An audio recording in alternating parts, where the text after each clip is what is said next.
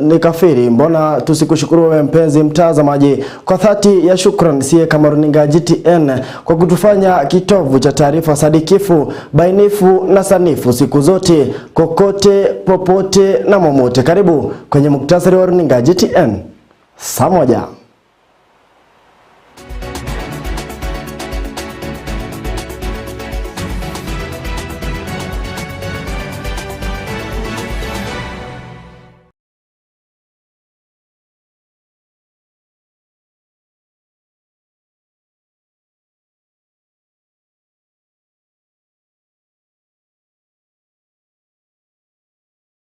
Mbele 23. Kumbuka unaweza sema nami kwenye mitandao ya kijamii upande wa Facebook na YouTube. Tuko moja kwa moja GTN TV Kenya. Langu jina ni Munanu Makumi, baraka tele.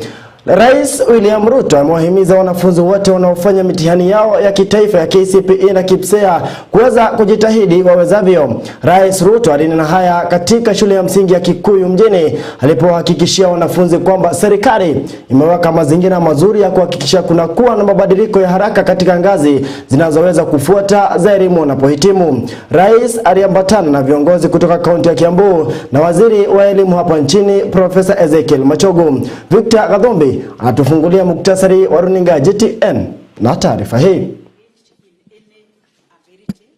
Akiongea katika shule ya msingi ya Kikuyu mjini ndani ya siku ya kwanza ya mitihani ya KCPE na KPSEA, Rais wa Jamhuri ya Kenya Daktari William Ruto aliwahimiza watahiniwa kujitahidi wawezavyo. Do your best. We want you to make us proud, make your parents proud, so that we can all move Kenya forward. You are the wealth of our nation. You are the future of our country. And I want to tell you that we will do everything that is possible. If there is one thing that we have done is to place education as a priority. And that is why we are spending the largest budget of Kenya on our children. So that because you are the biggest asset that we have. So kwenu ninyi nyote nataka niwaambie watoto wetu wote wa Kenya, wale candidates siku ya leo, wajue ya kwamba sote tunaambatana na wao katika mtihani huu. Aidha, Rais Ruto alisisitiza kwamba serikali ya Kenya Kwanza imeweka mikakati bomba kuimarisha ngazi zinazofuata baada ya mitihani hii. As you go into the exam room, know that you are not alone. Your parents are there. Your teachers are there. All of us leaders are with you. The government of Kenya is with you. So be confident. Do your best. Carry out the exam, knowing very well that we have an opportunity for each and every child of Kenya as you move to the next stage. There is no child in Kenya who will not have a place to move on and to progress their education into the next level. That is the confidence I want you. That is the confidence I want every child in Kenya, every candidate today to know. Waziri wa elimu nchini Ezekiel Machogu alisisitiza kwamba serikali ya Kenya haina mpango wowote wa kuongeza karo ya shule kinyume na uvumi uliokuwa. Waziri Machogu alinena haya katika eneo bunge la Kikuyu, kaunti ya Kiambu. There is no school fees increment. It is 53,000 for national schools and extra county schools and 45,000 for county schools, and it is going to remain as such. Zaidi ya watahiniwa milioni 1.4 watakuwa wakifanya mitihani yao ya KCPE na takriban milioni 1.2 watafanya mitihani ya KPSEA. Mitihani hiyo itaashiria mwisho wa mfumo wa elimu wa 844 na kukaribisha mfumo mpya wa elimu wa 26333. Your Excellency, we also have the last cohort of KCPE, having done it for the last 38 years, Your Excellency, since 1985. This is the last one. We have 1,415,000 15 students, pupils, doing this exam countrywide with 28,000 centers, and all of them, Your Excellency, are prepared. As a ministry, we thank your government because we have a multi-agency team. Nikiripotia nyumbani mwa vipaji na talanta, runinga ya GTN, jina langu ni Victor Gadhumbi. Naam, kongore sana mwandishi wetu Victor Gadhumbi kwa taarifa hiyo. Na basi tunazidi kuwatakia kila laheri wanafunzi wetu na ambao wanazidi ama waliweza kuanza mitihani yao ya kitaifa ya KCPE na KPSEA. Kumbuka kwamba ni mtihani wa mwisho wa KCPE kuweza kufanywa hapa nchini, na mtihani huo wanafunzi hao wa mwaka 2023 ndio wanafunzi wa mwisho kufanya mtihani wa KCPE hapa nchini. Vile vile tunazidi kuwatakia heri njema wanafunzi wa kidato cha 4 wanaozidi kujitayarisha kwa mtihani wao wa kitaifa wa KCSE ambao utang'oa nanga tarehe 6 mwezi ujao. Rais wa Jamhuri ya Kenya William Samoei Ruto hii leo alizuru eneo la Mavoko, kaunti ya Machakos, na kufungua bunge la vifaa la Afrika Mashariki almaarufu East Africa Device Assembly Kenya, na kuzindua vifaa vilivyotengenezewa hapa nchini. Na kama anavyoarifu mwandishi wetu pamoja naye, ilikuwa ni waziri wa mawasiliano hapa nchini Eliud Owalo, mwenzake wa afya Susanna Humicha, mtendakazi mkurugenzi wa kampuni ya Safaricom Peter Ndegwa, pamoja na mwenzake wa Jamii Telecom Joshua Chepkoni. Baada ya hafla ya ufunguzi wa mitihani ya kitaifa ya KPSEA na KCPE katika shule ya msingi ya Kikuyu Township County ya Kiambu, Rais William Ruto alizuru eneo la Mavoko, County ya Machakos katika hafla ya ufunguzi wa bunge la vifaa la Afrika Mashariki pamoja na uzinduzi wa vifaa vilivyotengenezwa hapa nchini na haswa simu za mikono. Katika hotuba yake, Rais Ruto alisema serikali yake iko imara na inahimili mambo ya kidijitali, kuona kwamba tayari washanunua simu 100,000 zilizoundiwa hapa nchini na ambazo zinatumiwa na wahamasishaji wa afya ya jamii. I am very proud that, gentlemen, you can confirm that I have kept my part of the bargain. I not only have provided the policy environment and necessary incentive for you to invest, but as my CS Health has said, we became the first customer, and we have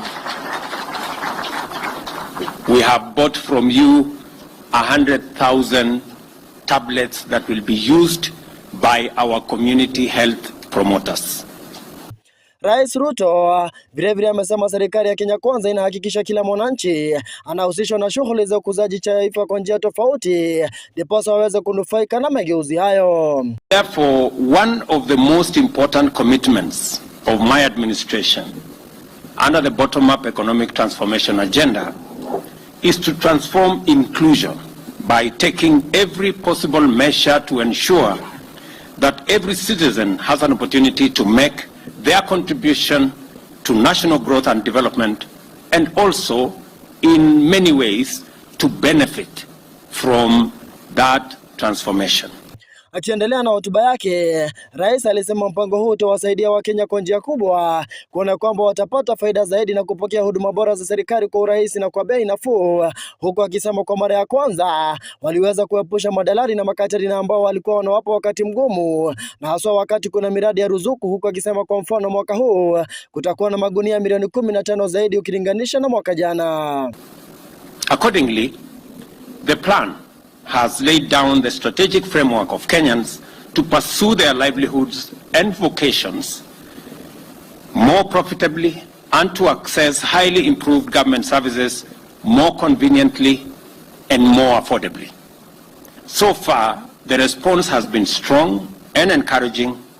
More land, for example, this year, was put under cultivation in this year's season, and more farmers received subsidized fertilizer and other inputs, and including extension services on a digital platform. For the first time, we managed to cut out brokers, we managed to cut out cartels who normally gave us so much problem whenever we had a subsidy program. They would buy subsidized fertilizer, repackage, and go and sell it. But this time round, technology helped us to deal with them. And they must be very sad people because they never got a chance to pilferage our fertilizer. And as a result, we have this year's maize harvest, for example, is going to be 15 million bags more than last year. Katika uzinduzi wa simu hizi na ambazo zimetengenezwa hapa nchini, Rais Ruto vilevile alisema zitakuwa na huduma zote za serikali na ni simu na ambazo zitakuwa na bei nafuu kwa mwananchi wa kawaida, na kupitia ujenzi wa viwanda vya kutengenezea simu hizi, sasa nafasi za ajira zipo na hivyo wananchi watazidi kunufaika. Mambo ya simu ambayo mwananchi wa kawaida anaweza kununua kwa gharama ambayo inatoshana na mwananchi, na simu ambayo inaweza kutumika kama smartphone. Wananchi wengi vile mmesikia hapa, asilimia karibu 70 wananunua simu ya mulikamwizi kwa sababu ya gharama ya simu. Rais Ruto alikuwa ameambatana na waziri wa mawasiliano Eric Owalo, mwenziwe wa afya Susan Humicha, wakurugenzi watendakazi wa kampuni za Safaricom na Jamii Telecom Peter Ndego na Joshua Chepkwony. Naam, ni taarifa ya kuhuzunisha kwamba kuna walimu na ambao wanajihusisha na matendo ya kuweza kuiba mtihani wa kitaifa. Ni vyema tujichunge sana ndiposa mitihani hii iendelee kwa amani na ndiposa vile mambo yote yawe shwari hapa nchini, na vile kwa wanafunzi wenzetu watahiniwa na ambao wanazidi kukalia mitihani hii. Ni mtihani wa KCPE unatarajiwa kuweza kufikia kikomo tarehe 30 mwaka ama kunrathi juma hili. Ni jambo ambalo limenihuzunisha sana kuona kwa mitandao ya kijamii mambo haya ni sana, na vile yanalingana na taarifa na ambayo inafuatia. Taarifa si nyingine wala ni hii. Mwalimu mmoja katika kaunti ya Kiambu aliyekamatwa Alhamisi kwa madai ya kusambaza karatasi za mtihani wa kitaifa KCPE alifikishwa mahakamani hii leo. Nicholas Gumbao alifikishwa mbele ya hakimu mwandamizi Bernard Ochoi akishtakiwa kwa kufungua akaunti 10 za mtandao wa WhatsApp na Telegram, ambapo inasemekana alikuwa akiuza karatasi za KCPE kwa shilingi 1,500 na shilingi 2,000 kwa karatasi zinazodaiwa kuja na mpango wa kuweka alama. Akiwa amefikishwa mbele ya hakimu mkuu mwandamizi Bernard Ochoi, ambapo mshtakiwa alikana mashtaka hayo. Mahakama iliamuru Gumbao kuweka thamana ya pesa taslimu shilingi 100,000 na kumpa mtu mmoja wa mawasiliano au bodi mbadala ya shilingi 100,000 shilingi 200,000 na wathamini wawili. Mwalimu huyo alikamatwa wiki jana Alhamisi katika eneo la Kikambura huko Kiambu baada ya maafisa wa upelelezi kujipenyeza katika makundi yake wakijifanya wanafunzi wakitaka kununua karatasi za mitihani. Kesi hiyo itatajwa tarehe 13 mwezi ujao.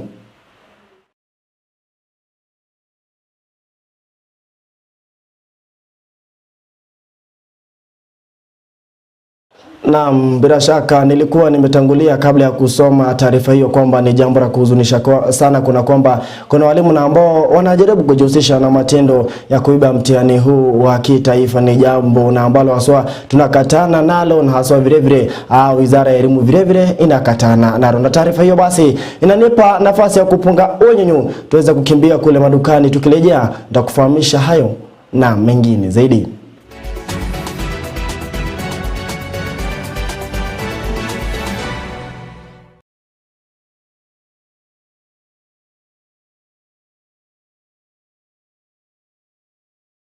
Muciari ehe mubango waku ni urikuo kuri mwana ire atiria mathomo ma kirathi gĩa 8 ndugatangĩke rĩngĩ kuona ngwatanĩro ya hunjio thaya nĩ mũrakomithia gwakorwo na ũheani wa motaro na gũtabania kwa mĩhang'o yao ya kũrua mathomo na motaro maya nĩ kwambĩrĩria tarĩki 7 gĩgĩtarĩki 17 mweri wa 11 mwaka ũyũ tũrĩ hamwe na marĩa magathomithio na gĩkĩro gĩa kiuma mwana-inĩ nginya mũndũ mũgima gwĩthema ndawa cia kũrebia mĩtugo mĩkindĩrĩku gũtwarana na Ngai ũtongoria gatagatĩ ka mangĩ kwĩyandĩkithia nĩ ciringi 7 maya mothe magatabanio thĩinĩ wa GCTC Center former Othaya Teachers College. Kũhora makĩria hora thimũ namba 0727 006530 kana 0725 894348 inyuothe.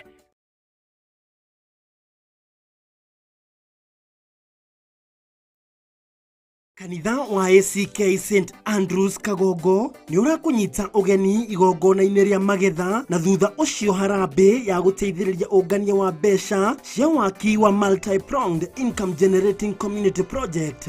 Igongona rĩrĩ rigatabanĩrio kanitha-inĩ ũyũ wa ACK St Andrews Kagongo mũthĩ wa kiumia tarĩki 5 mweri-inĩ wa 11 mwaka-inĩ ũyũ thaa 4 cia rũcinĩ. No ũtũme mũcango waku kũgerera Lipa na M-Pesa, business number wĩkĩre 400200, account number nayo wĩkĩre 40058107, na no ũtũkinyĩre kũhĩtũkĩra namba ya thimũ nĩyo 0722529283.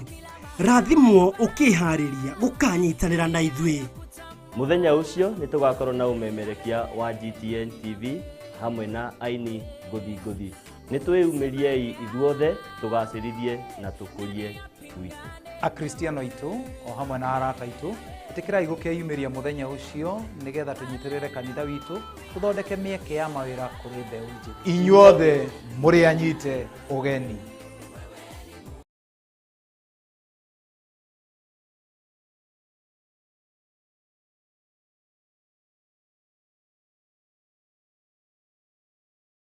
Gũtirĩ kĩndũ gĩa bata kuma gĩkĩro-inĩ kĩa mwana gĩgũtuĩka mũndũ mũgima. Nĩkĩo athuri a kĩama kĩa Moja Naye nĩ marakũmĩthĩ gũgakorwo na igongona rĩa kũruithia hamwe na kũhe motaro imwana kwambĩrĩria tarĩki 13 nginya tarĩki 24 mweri wa 11 mwaka ũyũ tũrĩ. Maya mothe magakorwo magĩtabanio thĩinĩ wa thukuru wa St Teresa Kanyange Academy Moja Naye.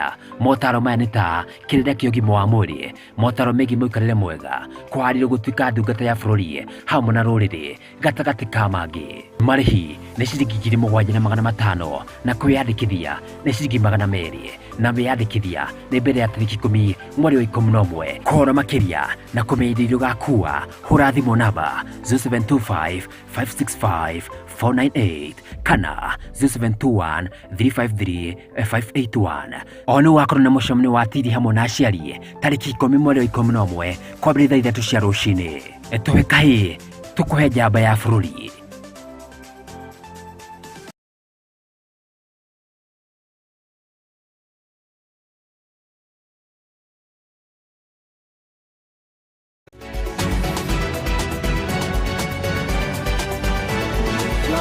Karibu tena. Wanahabari wamehimizwa kubadilika na kuzoea mienendo na majukwaa mapya ya kiteknolojia, si tu kwa umuhimu katika taaluma inayobadilika kwa kasi, bali pia kwa uhuru wa kifedha. Sio tu kubaki muhimu katika taaluma inayobadilika haraka, ila pia kwa uhuru wa kifedha. Mwandishi wetu Evelyn Wanjiru anaarifu. Wanahabari wamehimizwa kuelekea katika mwelekeo mpya wa kiteknolojia na majukwaa ili sio tu kubaki muhimu katika taaluma inayobadilika haraka, lakini pia kwa uhuru wa kifedha. Wahariri Alphonse Shiundu wa Africa Check Kenya na Rachel Ombaka Africa Report na aliyekuwa makamu mwenyekiti wa chama cha wanawake wa vyombo vya habari nchini Kenya walisema kuwa wengi wa wanahabari bado wanateseka kwa umaskini kwa sababu ya kutokumbatia teknolojia na majukwaa mapya ya vyombo vya habari ili kupata kipato. But the economy right now is very difficult for a lot of people, particularly for media houses. They are downsizing, and when they downsize, it means there is loss of jobs, loss of income. But from my experience, I have seen collaboration with organizations such as UNESCO that give grants to journalists, especially those ones who have now become forced to become freelancers. They are given grants to cover stories, and a lot of them I have also seen when I was a judge at the annual Journalism Excellence Awards. These freelancers are the ones who win a lot of those awards because of the grants they are given. They're able to go and cover a story as far as Turkana, as far as Isiolo. So grants is one of the ways that journalists can save themselves from loss of income. And apart from UNESCO, there are also international organizations that offer these grants.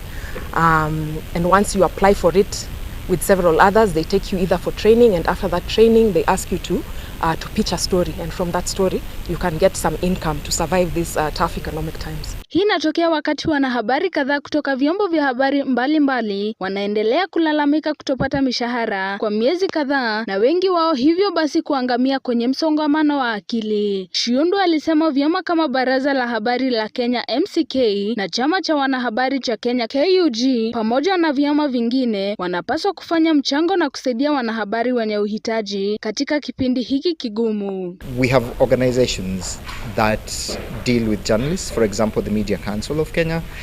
This is an opportunity for them to fundraise and do research on just actually the mental health of journalists.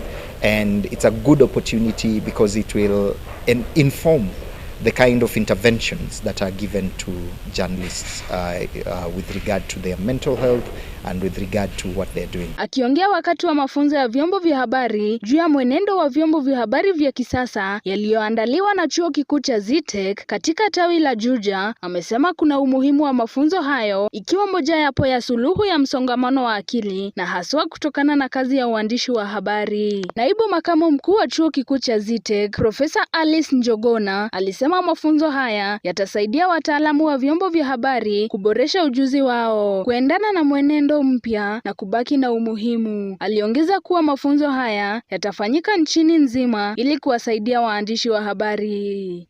Kiripotia runinga ya GTN, jina langu ni Wanjiro Nyawera.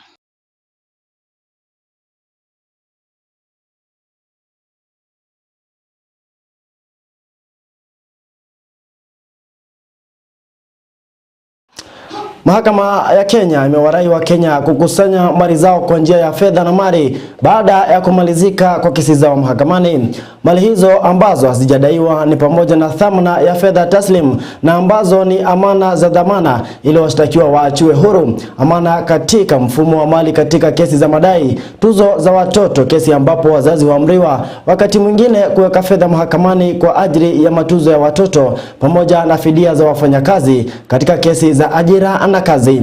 Kesi zikiisha, wenye amana wanatakiwa kukusanya mali zao.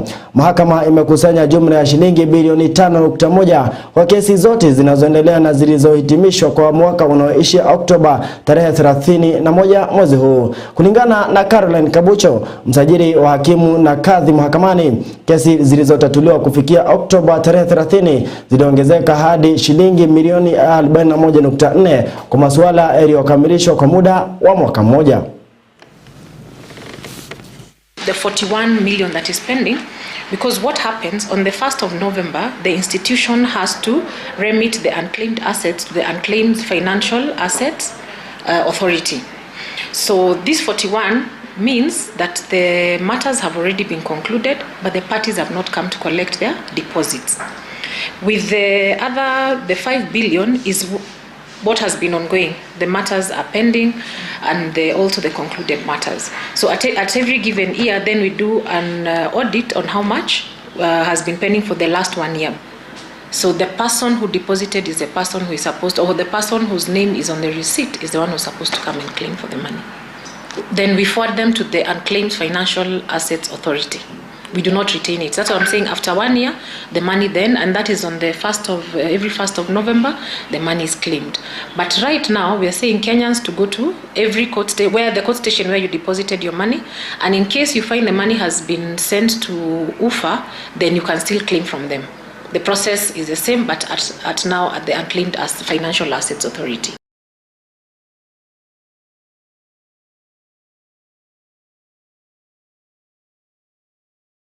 Na kufikia hapo mpenzi mtazamaji, sasa tuingie kule nyanjani diposa tuone jinsi mambo yanavyokwenda katika uringo, fani na bahari ya spoti. Timu ya KCB iliwazamba masiba wa Nairobi almaarufu Nairobi City Stars magoli 4-1 katika mchuano wa ligi kuu ya hapa nchini almaarufu FKFPL, hata baada ya kupewa kadi nyekundu na kusalia wakiwa wachezaji 10, mechi iliyochezwa ugani Kasarani Annex County ya Nairobi. Akiongea baada ya mechi hii, naibu mkufunzi wa timu hii Elvis Eani aliwapongeza wanabenki hawa kwa ushindi huo mnono na mechi nzuri waliyoweza kuichora. KCB sasa wanasimamia katika nafasi ya 3 katika jedwali la ligi kuu hapa nchini wakiwa na alama 15 baada ya kucheza mechi 8 tu.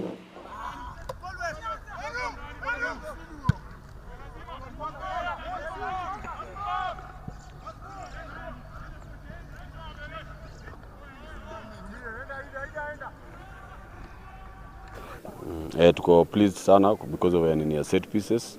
The last time against Ulinzi tupata set piece mingi hatukuconvert. Lakini tuna thank God today tumepata hizo set pieces na we were able to convert. Hiyo run tukinaomba Mungu iendelee. Then hopefully the players pia wanaweza step up. Then itakuwa a good result because this is a marathon. Just the beginning of the league. So just keep up every game tuna approach differently.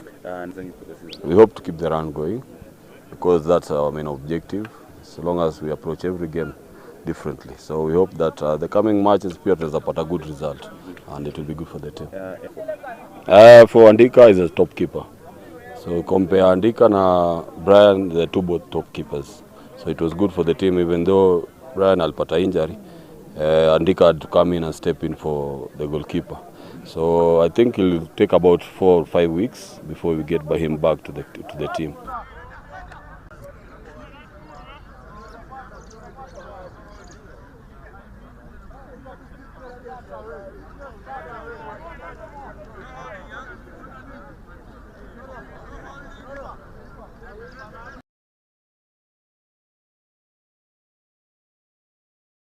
Naam, tunasema kongore sana kwa timu ya KCB. Ni michuano ya ligi kuu hapa nchini. Ni michuano ambayo huwa tunaifuatia sana na tutazidi kuifuatia ndiposa hakikisha kwamba tunakupa na tunakulengea mahala nyama imeweza kunenepea. Na taarifa hiyo basi inanipa nafasi ya kuweza kukuja jamviria tuna muktasari wa Gtn Saa Moja, lakini naambua nimsalimia sana mzalishaji wangu producer Muredhi, shabiki sugu wa timu ya Manchester United pamoja na Gitonga Dweri, bila kumsahau rafiki yangu wa kiti cha kwanza Grace Wangui Kimemu Hadasa, pamoja na jamaa anatambulika kama vile kama Munene ambao ni mashabiki sugu vile vile wa timu ya Manchester United. Usiku wa wajana kurathi mambo yalikwenda segemnegi, aliweza basi kwenda mrama. Siku zote Kenya Nwana ananiambia kwa lugha ya mtaani mambo yalikwenda mrama, kurathi mambo iliweza kuwaramba, sijui kulikoni, lakini ile dabi ya jana basi waliweza kucharazwa 3-0. Magoli sawia na hayo, vijana wa Marafiki walicharazwa vile vile na vijana wa Rware FC katika ugani